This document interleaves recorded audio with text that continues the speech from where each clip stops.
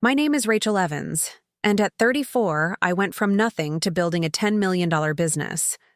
I gave everything to my husband's family, paid for homes, cars, medical bills, you name it. I thought I was part of their family until that Thanksgiving dinner when my mother-in-law Donna looked me straight in the eyes and said, "You think you're special? You'll always be a lowlife. Just leave." The shock froze me, but what hurt most was my husband's silence. Before I tell you how I walked away from everything I built, drop a comment letting me know where you're watching from and subscribe if you've ever had family turn on you after you helped them. I grew up in a tiny town in Michigan that most people couldn't find on a map. My parents worked multiple jobs just to keep food on the table. Dad was a factory worker who took extra shifts whenever he could, and Mom cleaned houses during the day and waitressed at night. Our small two-bedroom home was always clean but cramped. Watching them count pennies at the kitchen table taught me early that money matters, even when people pretend it doesn't. By 16, I was working after school at the local grocery store, saving every dollar I could for college. My parents wanted me to have opportunities they never had, but they couldn't contribute financially. Their gift was their unwavering belief in me. "Rachel," my mom would say, "you've got something special. Don't let this town define your limits." College was a financial obstacle course. I attended State University on a partial scholarship, working 3 part-time jobs simultaneously, mornings at a coffee shop, afternoons at the campus library, and weekends waiting tables. Sleep was a luxury I couldn't afford. While other students enjoyed the full college experience, I was calculating how many hours I needed to work to cover next semester's textbooks. It was during my junior year, in an economics class, that I met James. Tall, with warm brown eyes and an easy smile, he was charming in a way that made you feel like the most important person in the room. He came from a comfortable suburban family, not wealthy but never worried about necessities. We were different that way, but he seemed to admire my work ethic. Our relationship progressed quickly.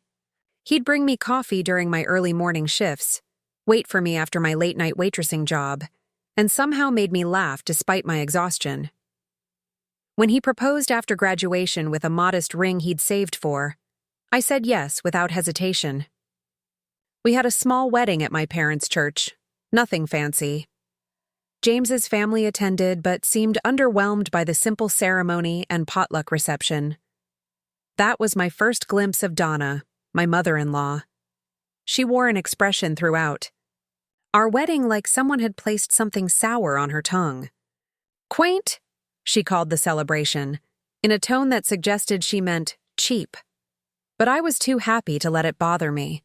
James loved me, and that was all that mattered. We started our married life in a 1-bedroom apartment, both working entry-level jobs. James had a marketing degree and found work at a local advertising agency. The pay wasn't great, but he enjoyed the creative aspects. I had studied business and took an administrative position at a healthcare facility, but my mind was always spinning with ideas. My first entrepreneurial attempt was an online shop selling handcrafted jewelry I made in our tiny living room. It brought in some extra cash but wasn't sustainable.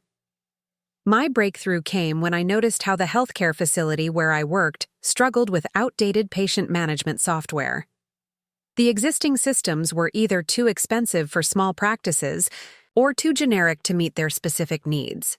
I spent nights and weekends teaching myself programming, combining my business knowledge with this new technical skill. James was supportive initially, bringing me dinner at my desk and listening to my ideas. After 6 months of development, I created a prototype for specialized software designed specifically for small healthcare providers. The clinic where I worked became my first client. Their positive experience led to referrals, and within a year I had signed contracts with 5 local healthcare providers. I quit my day job and focused entirely on my growing business, MedSync Solutions. The first major contract came when a regional healthcare network with 12 facilities signed on. Suddenly, I needed to hire staff, lease office space, and expand operations. James quit his job, saying he wanted to help manage the growing business. I was touched by his faith in my vision and grateful for the support. The day my accountant informed me we had reached our first million in revenue, I cried. I called my parents first, then James. My parents were emotional, proud beyond words. James seemed happy but distracted, mentioning his mother had been calling about helping them renovate their kitchen. That pattern continued as the business grew. My excitement over new clients or revenue milestones was often met with James redirecting the conversation to his family's needs or wants. At the time, I didn't recognize it as a red flag. I was simply happy to be in a position to help family.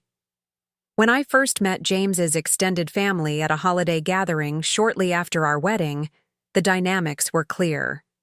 Donna, his mother, was the undisputed center of their family universe. Everything revolved around her approval. Robert, James's father, was a quiet man who deferred to his wife on most matters. James had two siblings, Tiffany, a younger sister in high school with ambitious college plans, and Andrew, an older brother who seemed perpetually between jobs. "So, you work in computers or something?" Donna had asked during that first dinner, barely glancing up from her plate. "Healthcare software," I corrected gently. "I develop systems that help small medical practices manage patient care more efficiently." She responded, turning to Tiffany. "Tell Rachel about your acceptance to Princeton." That evening set the tone for our relationship. My accomplishments were footnotes. Their family news was the headline. But as my business succeeded beyond, even my expectations, their interest in me shifted perceptibly. Suddenly, Donna was introducing me as our Rachel, the entrepreneur, at family functions. I was flattered by the apparent acceptance, not yet understanding it came with a price tag. By our 5th year of marriage, MedSync Solutions had grown beyond anything I had imagined. We'd expanded our client base nationwide, developed additional products for specialty practices, and built a team of 30 dedicated employees. The business valuation had reached $10 million, a figure that sometimes felt surreal to the girl who once counted quarters for gas money. Success came from relentless work. I routinely pulled 80-hour weeks, often sleeping on the office couch during product launches. Vacations were postponed, friendships neglected, and my health sometimes suffered. But watching something I'd built from nothing help healthcare providers deliver better patient care made every sacrifice worthwhile. James's role in the company never quite materialized as expected. After quitting his marketing job, he took the title of Business Development Manager, but his actual contributions were minimal. He attended networking events, entertained potential clients occasionally, but generated few leads. Most days, he arrived at the office late, took long lunches, and left early for family obligations. "I'm building relationships," he would say when I gently questioned his schedule. "That's how business works, Rachel. Not everything shows immediate results." I wanted to believe him. I needed to believe him. The alternative, that my husband was simply riding my success, was too painful to consider. So I took on more work, covered his responsibilities, and became the de facto face of the company, while he enjoyed the lifestyle our success provided. With the business thriving, we moved from our apartment to a 5-bedroom house in an exclusive neighborhood.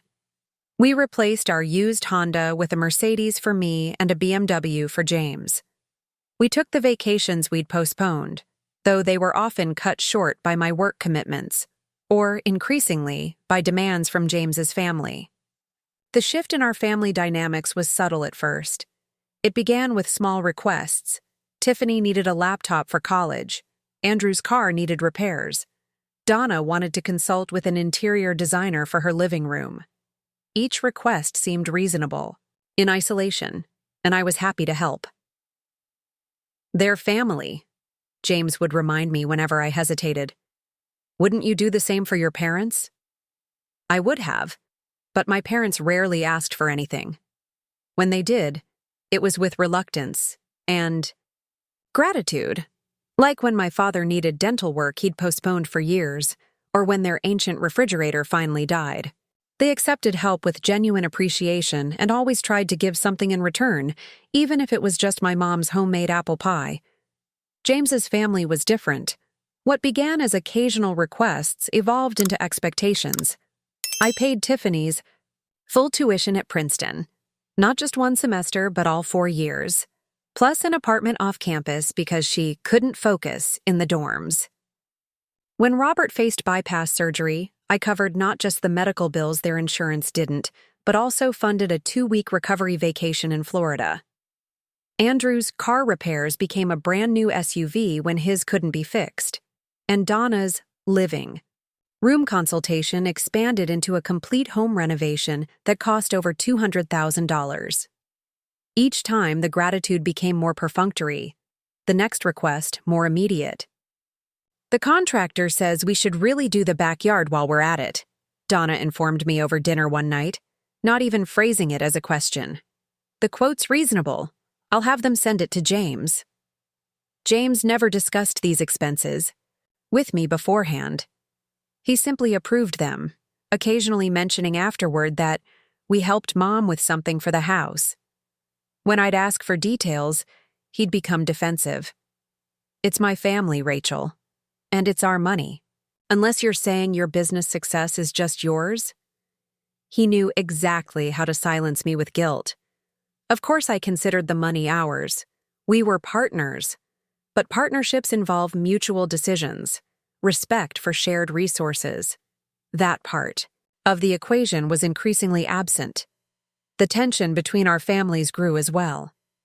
My parents, modest and self-sufficient as always, became uncomfortable at joint family gatherings where Donna would casually mention her new kitchen or Tiffany's semester abroad, all funded by us. My mother pulled me aside once, concern etched on her face. "Honey, are you sure you're not being taken advantage of? You work so hard and they seem to—" "It's fine, Mom," I interrupted, not ready to acknowledge the imbalance. "We can afford it. I want to help." But privately, my discomfort was growing. I tried discussing financial boundaries with James several times, suggesting we set up a formal annual budget for family assistance. "You're becoming stingy," he accused during one such conversation. "Success is changing you. My family supported us when we had nothing." But they hadn't. Not really.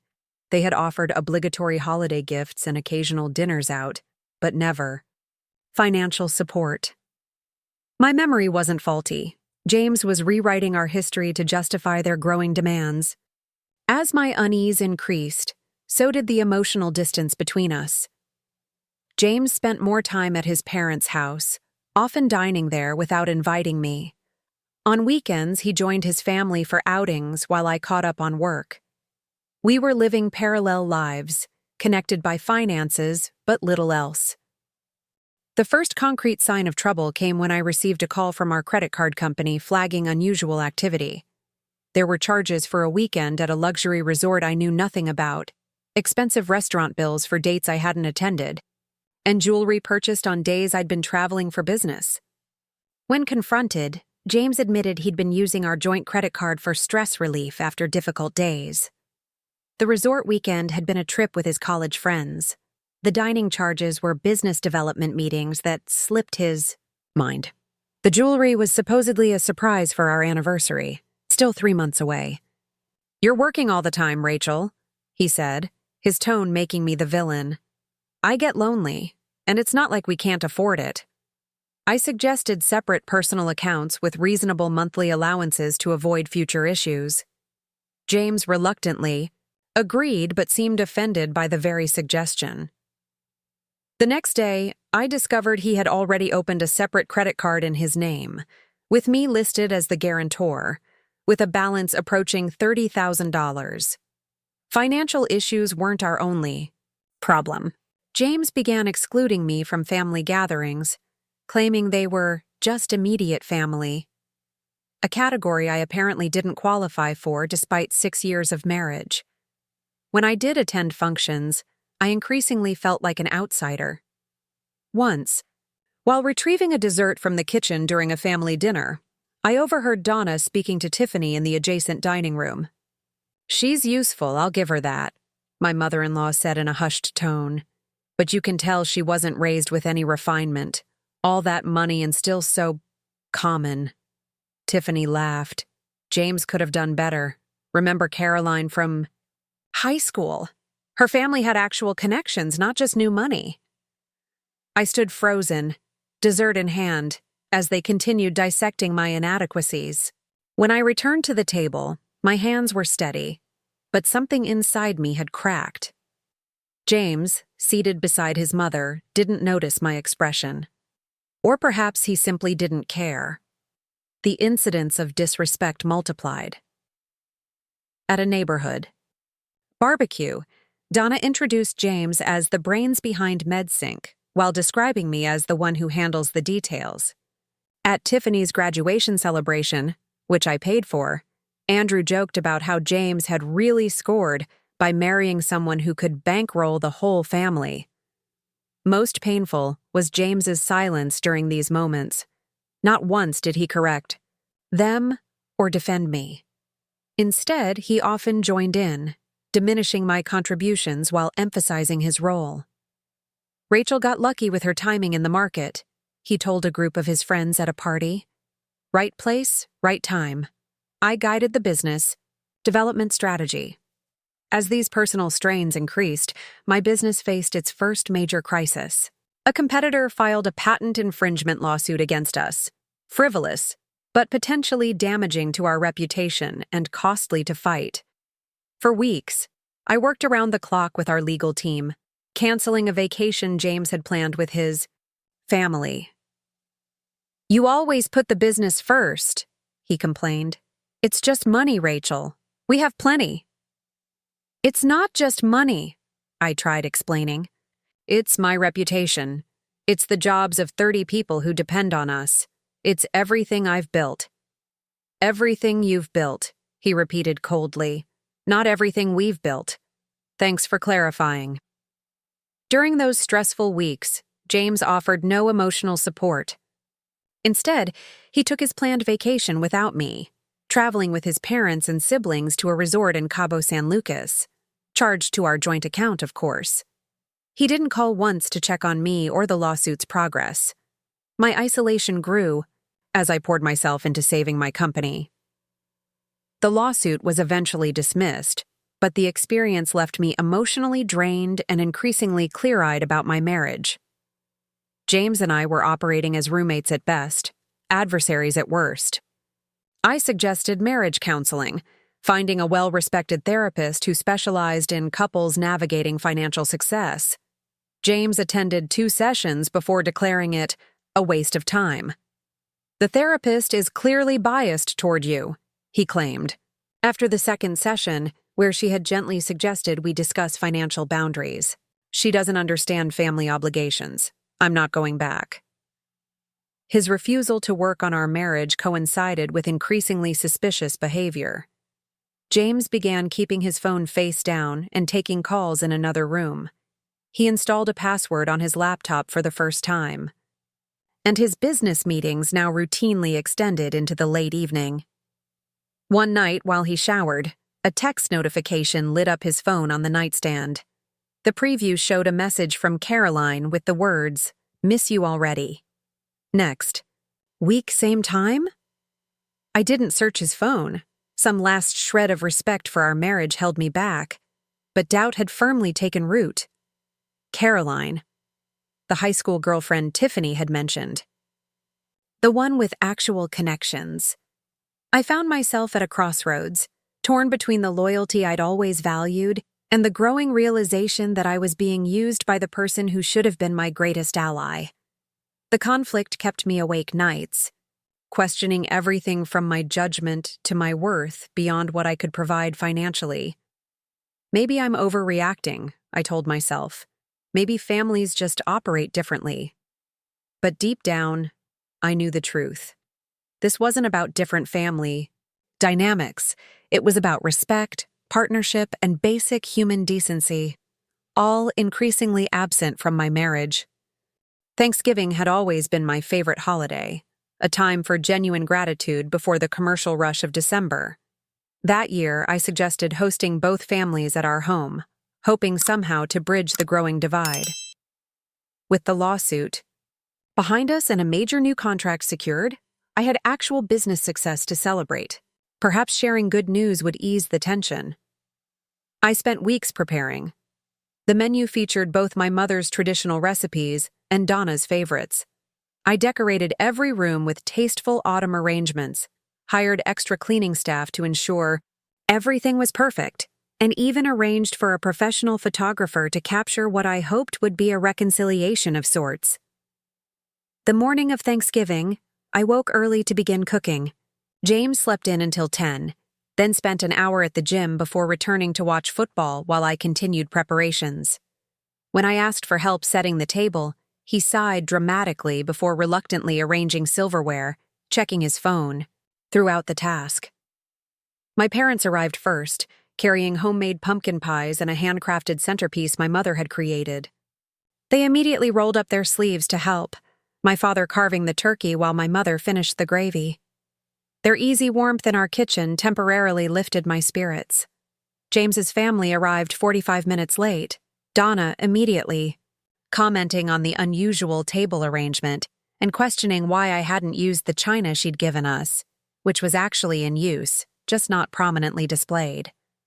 Tiffany complained about the guest room she'd be staying in for the weekend, while Andrew headed straight for the bar cart, pouring himself a generous scotch without offering anyone else a drink. Dinner began tensely but manageably. My father, ever the peacemaker, made conversation about neutral topics like the unseasonably warm weather and the upcoming town holiday festival. My mother complimented Donna's earrings, which prompted a 10-minute monologue about the exclusive jewelry store where James had purchased them as a little surprise. I caught my father's quick glance at me, knowing he recognized the manipulation. As dessert was served, I decided to share my news. The contract I'd secured would expand our business internationally, potentially doubling our valuation within 2 years. It represented months of work and negotiations, a genuine professional achievement.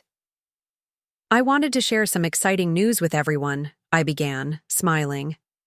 MedSync just signed a major partnership with European healthcare networks. We'll be expanding into 5 countries next year. My parents responded with enthusiastic congratulations. My father raised his glass in a toast. To Rachel, whose hard work and vision continue to amaze us. We couldn't be prouder. James offered a tight smile and brief nod but said nothing. His family's reactions ranged from Andrew's indifferent grunt to Tiffany's immediate question about whether this meant we'd be funding her graduate school in London. Donna merely sipped her wine, eyes narrowed. Actually, I continued, my voice steady despite my disappointment at their reaction, this seems like a good time to discuss something important. With the business expanding, we need to establish clearer financial boundaries going forward. James and I will set up a family assistance fund with specific limits, so everyone knows what to expect. The silence that followed was absolute. James stared at me in shock, as though I'd suggested selling their organs rather than implementing reasonable financial planning. Boundaries? Donna finally said, her voice dangerously quiet. After everything this family has done for you? I'm grateful for your support, I replied carefully. But the current situation isn't sustainable or healthy for anyone. We need structure around financial decisions. Structure? Donna's voice rose sharply. You think you can dictate terms? To family? You come from nothing? Marry my son? And now think you're entitled to control everything? Mom, James began weakly, but she was just warming up. You think you're so special with your money and your business, she continued, face flushed with anger. But we all know the truth. You'll always be a lowlife from nowhere. James deserves better. Just leave. The room froze. My mother gasped audibly. My father half rose from his chair before my mother placed a restraining hand on his arm. Tiffany smirked into her wine glass while Andrew suddenly found the ceiling fascinating. But it was James's reaction that truly broke me. He sat silently, eyes fixed on his plate, making no move to defend me or challenge his mother's shocking statement. His passive acceptance was a confirmation of everything I had suspected but didn't want to believe. "James," I said quietly, giving him one final chance to stand with me. He looked up briefly, then away. "You did bring this up at a really inappropriate time, Rachel. It's Thanksgiving." My mother stood abruptly. "I think it's time we go. Rachel, do you want to come with us?" Before I could answer, Donna scoffed. "Running home to Mommy? Typical. This is why you don't marry beneath your class, James. I told you from the beginning." "That's enough," my father said, his normally gentle voice firm. "You should be ashamed, speaking to anyone that way, let alone someone who has been nothing but generous to your family." "Please leave," I said, finding my voice at last. "All of you, now." James looked up in surprise. "Rachel, you're overreacting." "Mom didn't mean—" "I meant every word," Donna interrupted. "And we're not going anywhere. This is as much James's house as yours." "Actually, it's not," I replied, a strange calm descending over me. "The house is in my name alone, as James insisted for tax purposes. So I'm not asking. I'm telling you to leave my property immediately." They left in a chaos of slammed doors and muttered insults, James following his family after shooting me a venomous look. "We'll discuss this when I get back. You've really done it this time, Rachel." Only my parents remained, helping me clear the destroyed dinner in silence. When the kitchen was clean, my mother hugged me tightly. "You don't have to stay with him. Sweetheart," she whispered. "You deserve so much better." After they left, I sat alone in my immaculate living room, surrounded by the trappings of success that had somehow become a prison. Around midnight, James returned, clearly intoxicated from wherever he'd gone with his family. "You humiliated me," he slurred, dropping onto the sofa across from me. "My whole family thinks you've lost your mind." "Why didn't you defend me?" I asked simply. He snorted. "Defend what? Your terrible timing? Your selfish attitude toward my family? Your mother called me a lowlife and told me to leave. You said nothing." "Well," he hesitated, then continued recklessly. "She's not entirely wrong, is she? About your background. I mean, and you have been controlling with money lately." The last thread of hope snapped inside me. "Controlling? James, when have I ever denied you anything? When have I questioned a single purchase or expense? It's not about what you've done. It's your attitude. Acting like it's your money, your business. As if I haven't contributed." "What exactly have you contributed, James? Specifically?" His face reddened. "Everything. I gave you confidence, connections, support. I introduced you to people. I helped you look the part of success when you didn't have a clue how to dress or act in professional settings." Each word was a revelation, confirming years of subtle condescension I'd willfully ignored. But there was something more immediate troubling me. "There's something else, isn't there?" I asked quietly. "Something you're not telling me." His expression flickered with momentary panic before settling into defiance. "Fine. You want honesty? I've been moving some company funds to my personal account, for security. My family advised me to protect myself in case you decided to leave." "You've been stealing from the company?" I was stunned, despite everything. "For how long?" "It's not stealing when you're entitled to it," he shot back. "And about 2 years.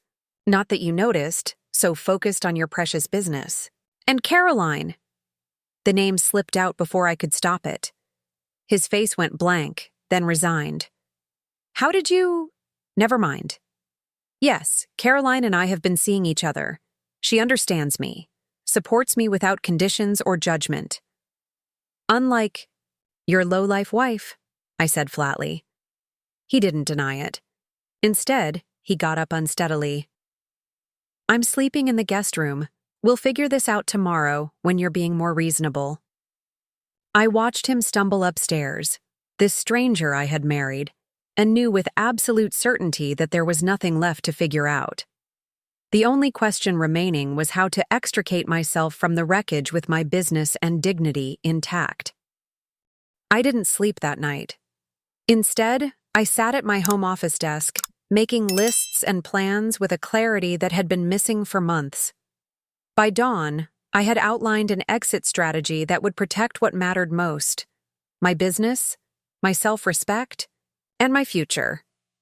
At 7 a.m., I called Michael, my company's attorney, at his home. After apologizing for the early hour, I explained the situation in precise, unemotional terms.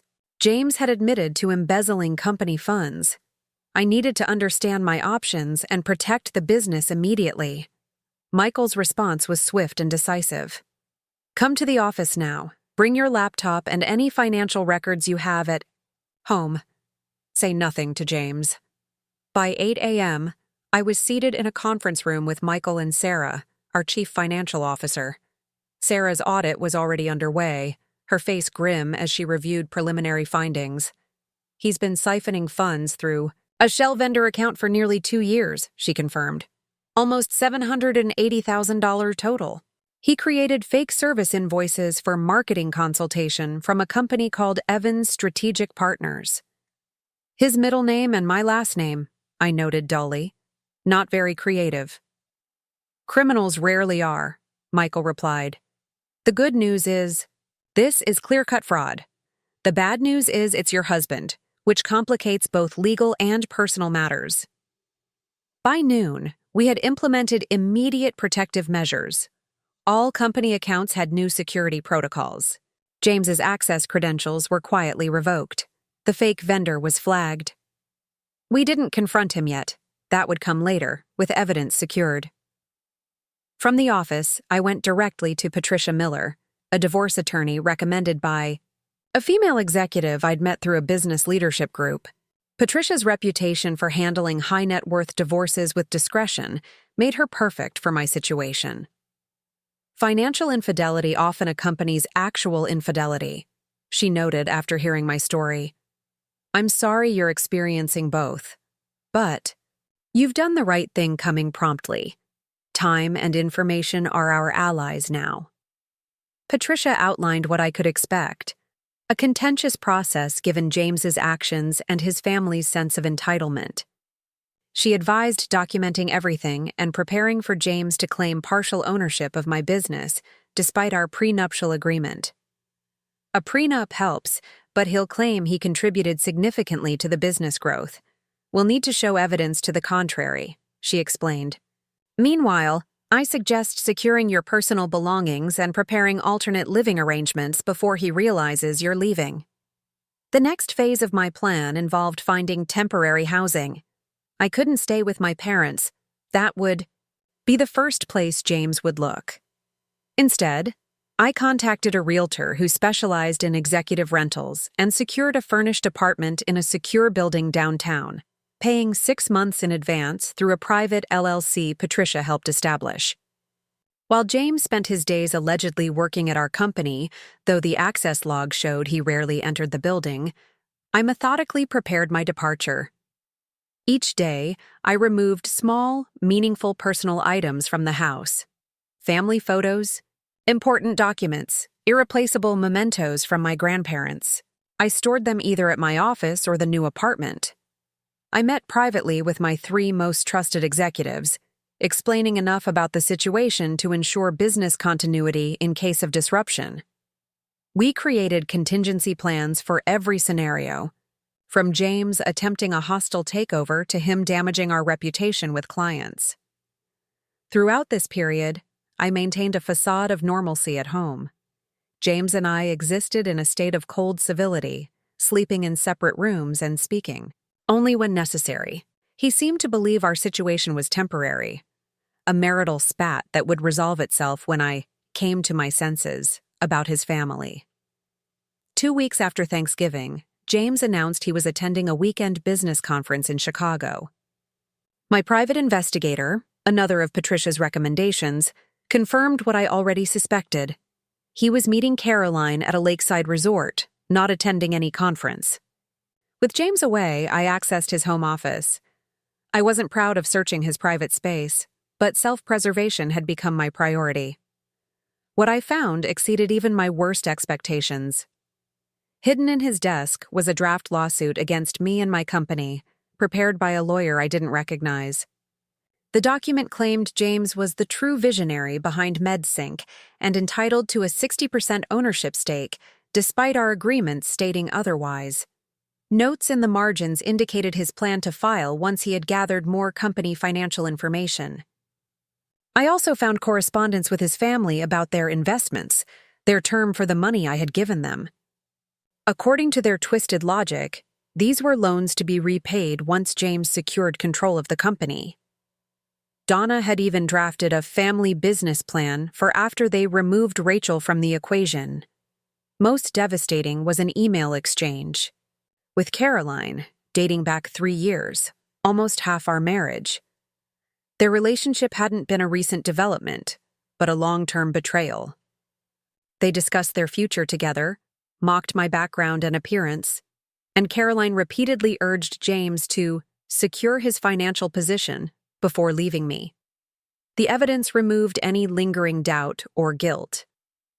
I photographed everything, sent copies to both my attorneys, and returned the documents exactly as I'd found them. Then I completed the final preparations for my departure. I withdrew a reasonable amount of cash from my personal accounts, leaving the joint accounts untouched to avoid tipping him off. I made arrangements for my personal mail to be forwarded to a secure P.O. box. I backed up and then wiped all personal data from shared devices in the house. The last task was the hardest, writing a letter explaining my departure. I drafted and redrafted it multiple times, trying to find a balance between necessary information and emotional closure. The final version was simple but comprehensive. James, by the time you read this, I will have left. This marriage has become a lie built on your betrayal, manipulation, and theft. I know about the embezzlement from my company. I know about Caroline. I know about the planned lawsuit and your family's schemes. I have secured the business from further theft. The house and its contents are yours to keep. They mean nothing to me now. My attorneys will contact you regarding divorce proceedings. Do not attempt to contact me directly. Any communication must go through legal channels. Rachel. I placed the letter in an envelope and set it on the kitchen counter where he couldn't miss it. Then I took one last look around the beautiful house that had never really been a home. Nothing in it called to me.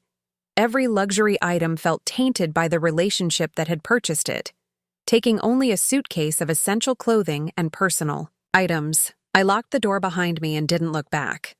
I left on a Sunday morning, knowing James wouldn't return from his business conference until evening. The timing was deliberate. I wanted to be settled in my new space, surrounded by the few things that mattered to me before the storm hit. My new apartment was half the size of our master bedroom suite, but felt more like home than our house ever had. Floor-to-ceiling windows overlooked the city I loved. The building had security that required visitor approval, and management had been informed not to confirm whether I lived there to anyone asking. I spent that first day arranging my modest belongings and preparing for the week ahead. My company would continue operating normally. I had meetings scheduled, client calls planned, and a product launch to oversee. My personal crisis wouldn't derail the livelihoods of 30 employees who depended on me. At 8:23 p.m., the first text arrived. "What the hell is this? Where are you?" Then another. "You can't be serious. Call me now." Then a third. "You're being ridiculous. Come home so we can talk." Each message more demanding than the last. By midnight, the tone had shifted from angry to panicked, as James presumably discovered his company access had been revoked. "What have you done? You can't lock me out of my own company." Then, "My lawyer will destroy you for this. My family won't let you get away with it." I didn't respond to any messages. As instructed, I forwarded them all to Patricia and Michael, then silenced my phone. The next morning, I arrived at the office early, gathering my leadership team to briefly explain that James was no longer with the company due to financial improprieties. I asked for their discretion and support during the transition. By noon, James had appeared at the office, demanding entry. Security, already briefed on the situation, refused him access. His scene in the lobby, yelling that he was an owner and threatening to sue everyone, was recorded by security cameras, providing useful evidence of his instability. That afternoon, Patricia's office served James with divorce papers. The petition detailed his financial fraud, infidelity, and the hostile environment created by his family. It requested an equitable division of our marital assets, excluding the business, which predated our marriage and was protected by our prenup, and a restraining order preventing him from entering company property or contacting me directly. The restraining order was granted immediately based on security footage from the office and the threatening text messages. The divorce proceedings would take longer, but the initial legal maneuver had effectively secured my position. James's response was a flurry of increasingly desperate communication attempts. He called my parents, who politely but firmly told him they knew everything and supported my decision. He sent mutual friends to reason with me, but they were met with the same message: all communication must go through attorneys. His family's reaction was predictably volatile. Donna left scathing voicemails calling me every derogatory name imaginable. Tiffany sent emails demanding I continue paying her graduate school tuition as an ethical obligation. Andrew threatened vague legal action for promises broken. I forwarded everything to my attorneys without response. 3 days after I left, James's tone changed dramatically. The threats were replaced with apologies and pleas. I made mistakes, but I love you. We can fix this. Then, Caroline meant nothing. It was just physical. And finally, please come home. I'll do counseling. Whatever you want. The shift coincided with his meeting with his attorney, who had likely explained the strength of my case and the weakness of his position. The evidence of embezzlement alone could result in criminal charges if I chose to pursue them. His claims to my business were flimsy, given our prenup and the documentation of his minimal contributions. A week into our separation, James's attorney contacted Patricia requesting a meeting to discuss settlement terms. Their initial proposal was laughable. James would return the embezzled funds in exchange for 30% ownership of MedSync and continued employment as an executive. Patricia's counter was simple. James would return all stolen funds plus interest, sign a full release of any claims to the business, and receive nothing beyond his personal property from the house. While legal negotiations continued, I focused on rebuilding my life. My new apartment gradually became a sanctuary. I purchased only what I needed, finding unexpected pleasure in simplicity after years of excessive consumption. I started therapy to process the betrayal and understand the patterns I'd allowed in my marriage. Work provided structure and purpose. My team's loyalty and support touched me deeply. Several clients reached out after hearing rumors, offering words of encouragement and reaffirming their commitment to our business relationship. Instead of damaging the company, the separation from James seemed to strengthen it, as I could now focus entirely on legitimate business growth. 3 weeks after my departure, I received an unexpected visitor at the office, Donna. She had somehow talked her way past the front desk by claiming a delivery. Security was called immediately, but not before she could deliver her message.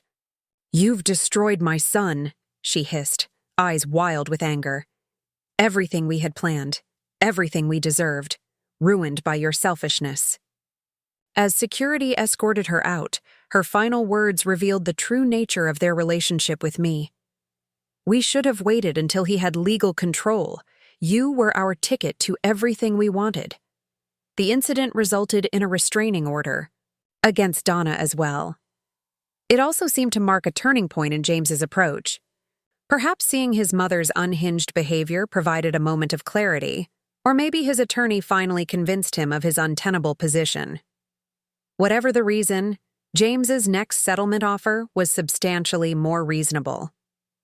He would return all misappropriated funds with interest, sign comprehensive releases regarding the business, and accept a modest but fair cash settlement. In exchange, I would not pursue criminal charges for the embezzlement, and we would both sign non-disparagement agreements. After consulting with my attorneys, I accepted. The settlement wasn't about money, I had plenty, but about achieving a clean break with minimal ongoing drama.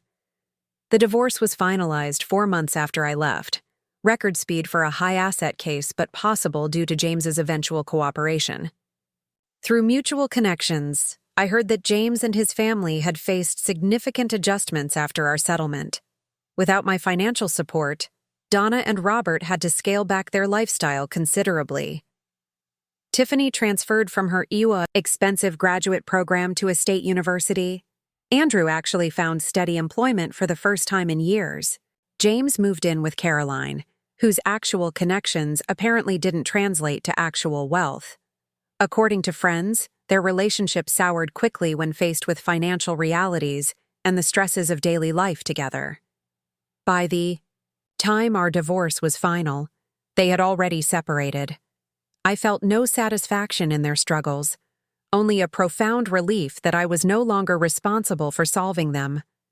The family that had called me a lowlife now had to live with the consequences of their own actions and choices, without my resources to cushion their fall.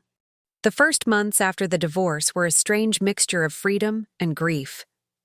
I mourned not the marriage itself, which I now recognized had been unhealthy from the start, but the dream of what I thought we had. The partner I believed James to be, the family I thought I'd joined. Grief came in unexpected waves, catching me off guard at ordinary moments. My new home became my healing space. Unlike our showplace house filled with expensive but meaningless objects, I furnished this space thoughtfully, choosing each item for its beauty or function rather than its price tag. The simplicity was refreshing after years of excess. Therapy became a weekly anchor, helping me understand how I'd allowed myself to be used for so long. My therapist, Dr. Levine, gently challenged my people-pleasing tendencies and helped me recognize the red flags I'd ignored throughout my marriage. "You built a successful business by trusting your instincts," she pointed out during one session. "Now, you need to apply that same trust to your personal relationships." Reconnecting with my parents brought unexpected joy. Without James's subtle interference, our relationship deepened. Sunday dinners became a tradition, sometimes at their modest home, sometimes at my apartment. My mother, always an excellent cook, taught me family recipes I'd never had time to learn during my workaholic years. "I've never seen you so relaxed," my father commented one evening as we sat on my balcony watching the sunset. "Even with everything you've been through, you seem more yourself than you have in years." He was right. Without the constant drain of James and his family's demands, I had emotional energy for things that mattered. Not just work, but relationships, hobbies, and simple pleasures I'd forgotten. I reconnected with friends I'd neglected during my marriage. Many admitted they'd had concerns about James, but hadn't known how to express them. "He always made it seem like we were criticizing your choice if we questioned anything," my college roommate explained over coffee, "so we just gradually saw less of you instead." The business thrived under my undivided attention. Free from James's interference and financial drain, MedSync expanded internationally as planned. Our European launch exceeded projections, and our team grew to 50 employees. I implemented profit sharing and expanded benefits, creating the kind of workplace I'd always envisioned. 6 months after the divorce, I established the MedSync Foundation, dedicating a percentage of company profits to healthcare access in underserved communities. The foundation provided both personal fulfillment and a constructive channel for my newfound wealth. Giving with purpose felt entirely different from the coerced generosity of my marriage. As my personal healing progressed, I gradually became open to new relationships. Not romance initially, but genuine friendships without ulterior motives. I joined a hiking group and a book club, meeting people who knew nothing about my business, success, or divorce drama. The authenticity of these connections was refreshing after years of calculated social interactions. Through mutual business contacts, I occasionally heard updates about James and his family. After his relationship with Caroline ended, he struggled professionally, his reputation damaged by the circumstances of our separation. Eventually, he moved back to his hometown and took a position with his father's friend's company, a significant step down from his self-proclaimed executive status. Donna and Robert sold their renovated home, downsizing to a condo. Tiffany completed her degree at the State University and found work in her field, apparently developing a new appreciation for self-sufficiency. Andrew, surprisingly, started his own small landscaping business that showed promise. I felt no malice toward them. Whatever karma they experienced was their own making, not my concern. My focus remained firmly on building my future rather than monitoring their past. A year after my divorce, I met Daniel at a healthcare innovation conference where we were both speakers. An emergency room physician turned healthcare administrator. He approached me after my presentation with thoughtful questions about implementing our software in rural hospitals. Our professional relationship evolved naturally into friendship. Unlike James, Daniel had built his own career through genuine hard work and talent. He respected my business accomplishments without feeling threatened by them, and he came from a family as grounded and unpretentious as my own. When our friendship eventually blossomed into something more, I proceeded cautiously, the lessons of my marriage fresh in my memory. Daniel understood and respected my boundaries. We dated for months before I introduced him to my parents. Meeting his family, warm, welcoming people who treated me as a person rather than a resource, was a revelation about what healthy family dynamics could be. 2 years after leaving my marriage, my life had transformed completely. My business valuation had reached $30 million, with acquisition offers I wasn't yet ready to consider. The foundation's work had expanded to 3 countries. My relationship with Daniel continued to grow in mutual respect and genuine partnership. The girl from nowhere, the lowlife who wasn't good enough, had created a life of purpose, authentic connections, and joy. Not despite leaving everything behind, but because of it. The most profound lesson from my journey wasn't about money or success. It was about worth, recognizing my intrinsic value beyond what I could provide others. About boundaries, understanding that genuine love doesn't come with invoices attached. And about courage, knowing sometimes the bravest response to leave is simply to go, taking your dignity and future with you. So if you're watching this and something in my story resonates with you, if you're giving everything to people who value what you provide but not who you are, remember this. Your worth isn't measured by what you give or what others take. Sometimes walking away isn't losing everything. It's the first step to finding what truly matters. Have you ever had to walk away from someone who didn't value you? Share your story in the comments below. If this resonated with you, please like this video and subscribe to join our community of people rebuilding stronger after betrayal. Thank you for listening to my journey, and remember, your worth is non-negotiable, no matter what anyone else says.